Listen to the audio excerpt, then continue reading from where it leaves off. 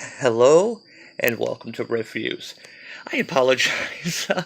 It has been such a busy week with work and everything going on. So I read this a few days ago and I just have not had a chance to sit down and talk about it. Um, Basically, this issue, we see what Reed, Sue, and the Future Foundation have been up to. So, looking at this cover, it's not a bad cover, kind of the painted look they're going for. Although, Val, if my focus, there it goes. Val and Franklin look pretty messed up. I'm not sure what balding Franklin is going on and why she looks so happy to be, I don't know, jumping down while they're being attacked. But it's not a bad cover. I kind of like this cover.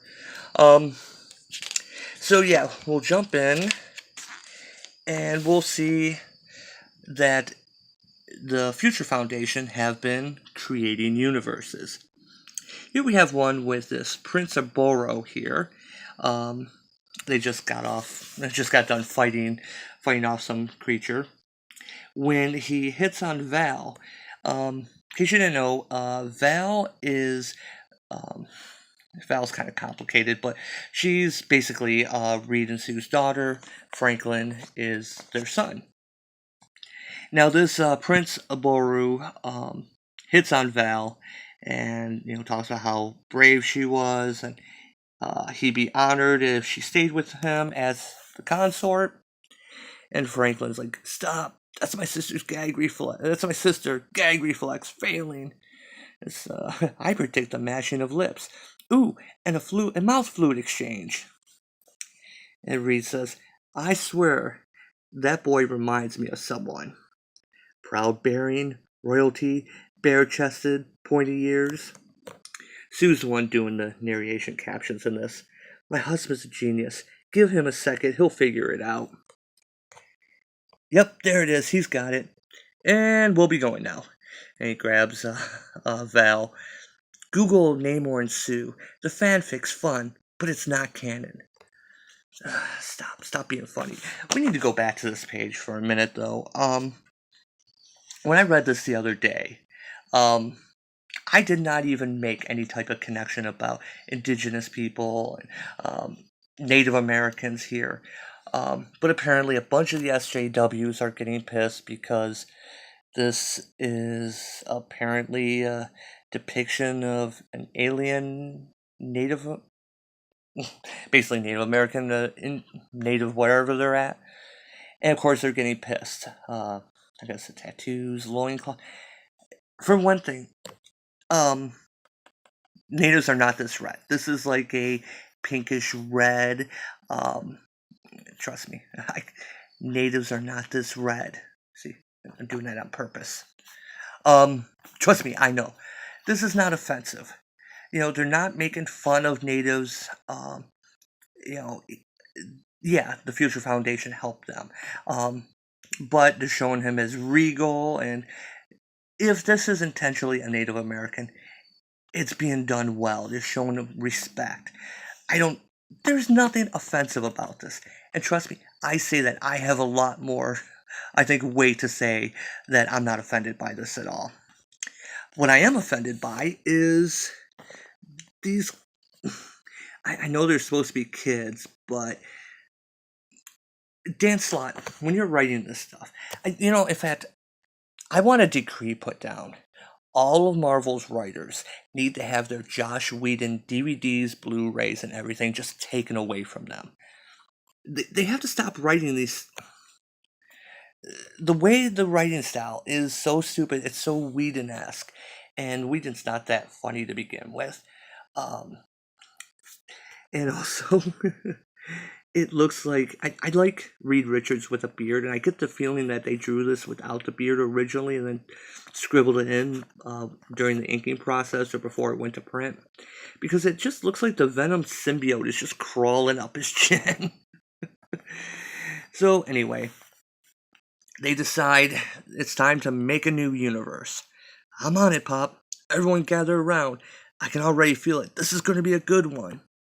And so basically they have that Prince of Boro acting as a reader, asking what's going on.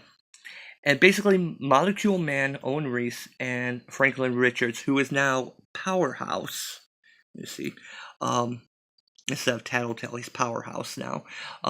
They create the universe. Um, and like Owen says, he can conceive one, but he requires mind molecules to bind it and anchor it to reality. Thanks, Owen. Way to downplay my super awesome cosmic powers. So basically, Franklin is the architect, Owen is the engineer. And I have to admit, I like Owen. I've kind of liked Molecule Man ever since Secret Wars 2. I like the idea of this all-powerful, godlike character who just wants to settle down in the suburbs of Denver. Just something kind of quaint about that. Oh, and God, the art in this really goes all over the place. I mean, understand this is not a full-size, page, but look at this is just some of this is just really bad the way they do the proportions. And Burrow just asks, and now you're going to travel into that universe? Yep, just like we did yours. That's right, I made your universe, which technically makes me your god. Think about that the next time you try to kiss my sister. And they get in the ship and leave. Problems with this. Okay, my problem is at the end of Secret Wars, was that 2016? Has it been that long already?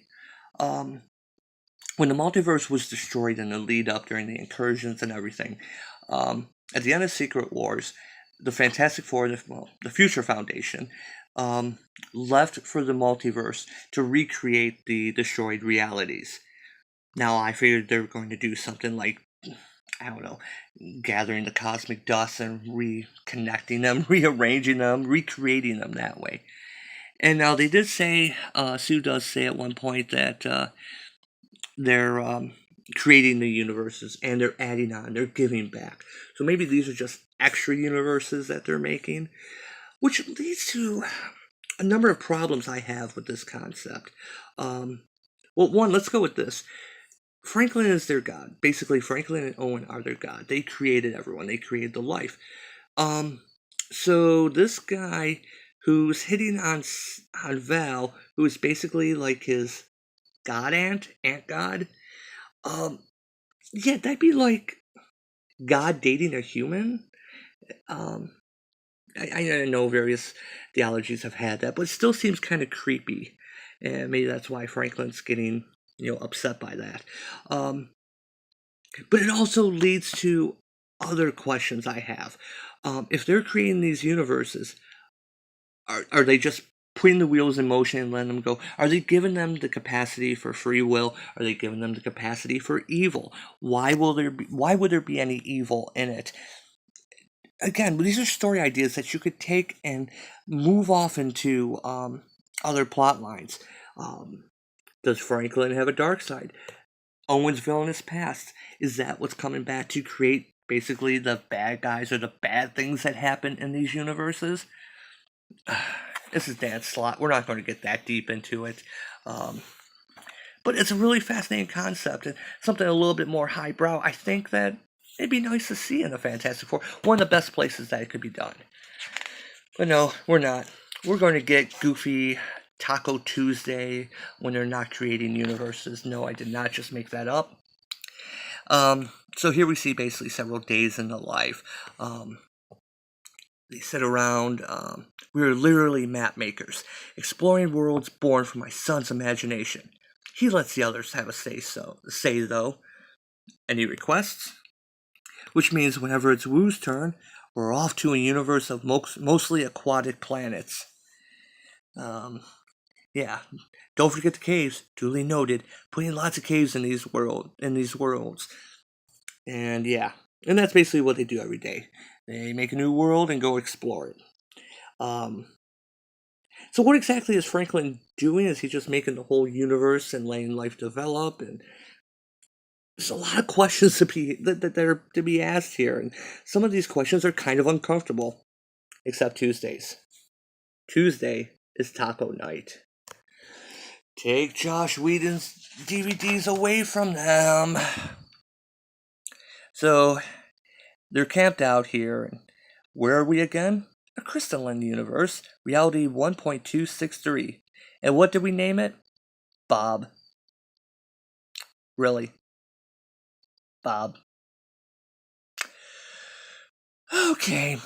So Val's trying to have a video chat with that Prince Arboro, smartest girl in existence, and I can't get a communicator to call across a few universes. I think these crystal structures here must be causing the interference, Franklin says. Probably why Dad picked this spot. So Franklin does ask, hey Val, on the next world, you think you can boost that signal enough to reach Earth? Home? I'm good, but there's no way I'm that good. Why not?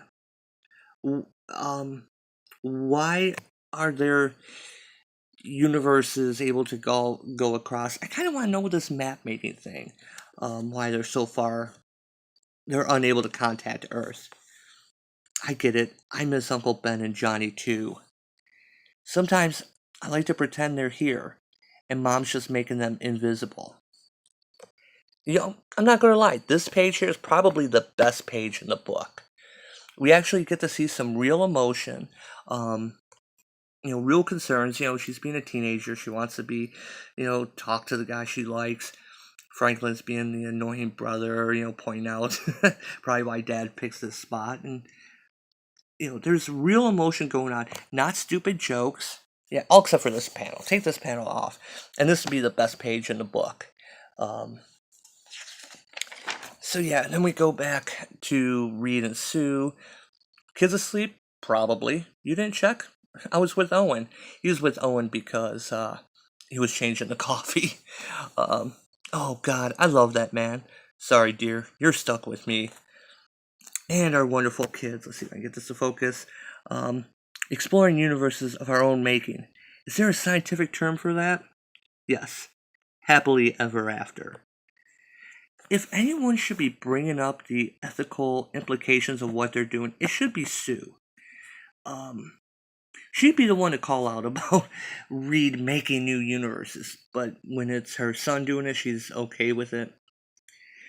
Okay, so everyone ready for our next adventure? You got it. I'm thinking of a universe of just theme parks. Even Molecule Man says, no, try again, which just shows that he is the architect, that he's creating all this stuff based on everyone's whims. A place with sentient zeppelins, like talking whales filled with helium? I want to say no, but now I have to see that. Cool, new universe coming up, and nothing's happening. Franklin's powers are no longer creating new universes. Although they say that his cosmic power level is still practically off the charts, but his ability to craft new universes has come to an end. Why? What happened there? He's still super powerful, but he can't create the new universes? That doesn't make much sense. It's convenient. It's plot. So you can't do it anymore because plot. So now we have the villain. Finally, the boy god's reign is over. Time to make things right again. And so, oh yeah, and then she adds on time to grieve. Oh, and yeah, the smiling to grieve. She likes her job. So she attacks. What is that? The sky is falling as she just tears open the sky. Everyone, remain calm. We're treated to this. Greetings, allow me to offer my condolences. I am Entropy, Heat Death, but my preferred title is The Griever at the End of All Things. I'm here to mourn your passing. You and every slapdash reality that you have dared stitch onto the grand design. She's got an under-boob. I wonder how she doesn't fall out of that. She has all the time to make this giant helmet, but not... Anyway. So Owen says, the sky's falling. It's falling. Have to fix it right away. And then she kills him. Oh, I like the Molecule Man. Gobble them up, my little endlings. And for my part, I promise to shed a tear for each and every atom. So apparently this is the heat death of the universe. She brings about the end, or she watches the end, but she mourns every loss. But she seems to really like what she's doing. So Reed tells everyone, get into the ship. She killed a molecule man. How is that even possible? The universe is just raining down around them. You heard him, guys, run. But Owen was our friend, and we'll mourn him later. But for now, we have to go. Why does Entropy need a spaceship? Anyway, I'm going to skip the next page, because it's basically them going across their universes, and the universes that they've created as entropy just destroys them. And there is a good line in here. In my life, nothing scares me more than asking Reed a question and hearing him reply, I don't know. So we come back. They're checking Franklin out, and, all those worlds, the people on them, people I brought into being, people I was responsible for. They're dead, along with Owen. Franklin, listen to me. None of this is your fault. And you are far from powerless. Our scans show you possess more power than the Hulk, Thor, or the Silver Surfer. You remain our greatest weapon, boy. Reed yells, Dragon Man. Sorry, I meant to say asset. Okay, I kind of had a laugh on that one. So they're trying to figure out where they're going to make a stand against Entropy, or whatever her name is. I already forgot what her name is. Stupid design. Oh yeah, Griever. Thought she said something else. Stupid design, stupid idea. Dad, over here, we need you. 1 second, Val. This is crucial. I'm going over their math. We're coming up on our Burroughs world. Bentley's correct. If we bypass the next 208 realities and then make our stand, we stand a better chance of saving the remaining 1,000. It's a cold calculus, but that's the best scenario here. Of course, Val's like hell it is, because she is going to go to her wannabe boyfriend's planet and try and save that one. He's just like, they have returned. My friends, are you all right? Fair Valera, Lord Franklin, answer me. And so he's relieved to see them back, but she's arguing, no, we should have done this sooner. We could have saved more lives. You and me, Dad, we're two of the smartest people ever. We'll find a way to stop the Griever. Here. This is where we make our stand. Rita's pretty calm, considering the fact she just screwed up their plans. And you know what? I had to say this before. The fours that they use, I don't like the way they look like lightning bolts. In fact, when Sue and Reed are standing next to each other, they kind of look like the Nazi SS emblem. Oh, Slott, are you trying to tell us something? We all know how everyone hates Nazis. So yeah, Franklin decides he's going to give everything he's got. He's the most powerful being, and here's that stupid art again. But of course, as powerful as you are, you're not. You can't beat entropy. Third law of thermodynamics, people. So while Franklin was knocked out by that, he wakes up and finds the Future Foundation pretty much defeated. Reed has a Excedrin headache this big. Sue is tying her bootlace. I think this guy's dead. Does he need water in his helmet? I'm pretty sure he's dead now. She says, the outcome was never in doubt. I always win in the end. That's my nature. It can't be helped, no matter who or what gets in my way. But still, here we have force of nature gloating. To think that this was the great Fantastic Four. No, Griever, this was the Future Foundation, mostly children. If the rest of my family were here, if you'd faced all the Fantastic Four, we would have defeated you easily. You would question my power, my place in the grand scheme of things. So be it. So, now we're coming up to what we saw at the end of the previous issue, the first issue. This is one of my transmaterializers. They can take me to any reality, or bring anything from those realities to me. Go, summon your Fantastic Four, and I shall lay them low as well. Do it. Susan, help me, but the kids, Dragon Man will look after them. I need you. So, alright, but I don't like this. It feels like a trap. It is. She won't know what hit her. Cocky Reed is cocky. So they go up to this device, and dear, while I admire your confidence, I would love to see Johnny and Ben again.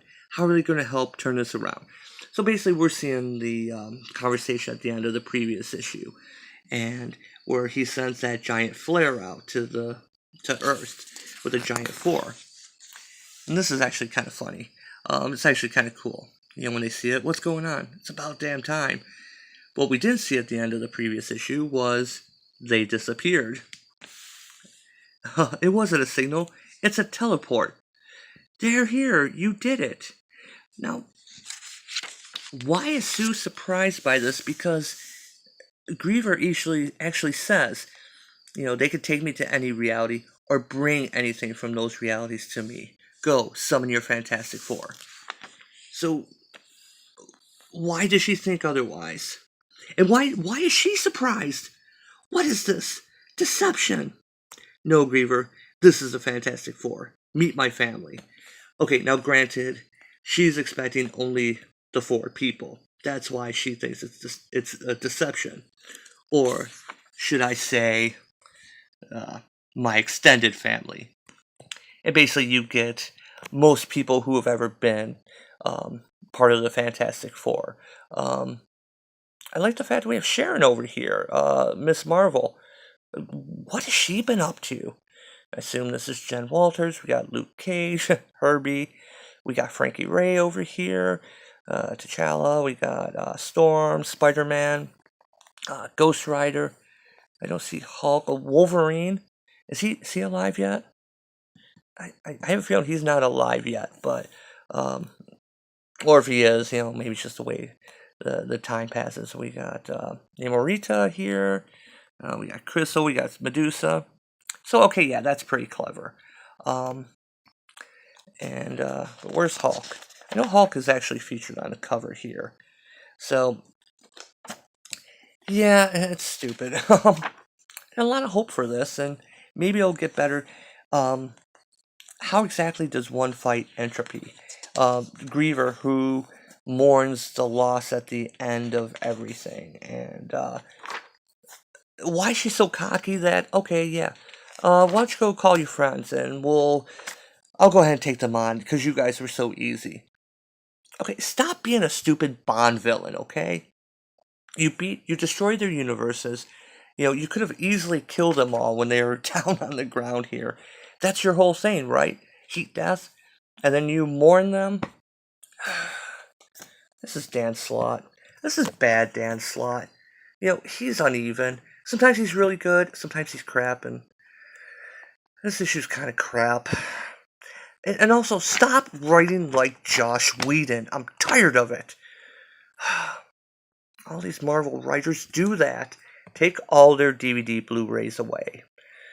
Anyway, it's late. Crickets are going, and it's really hot in here, so I'm going to call it a night, and maybe I'll take a look at those Elvira issues. If not, see you in a few days.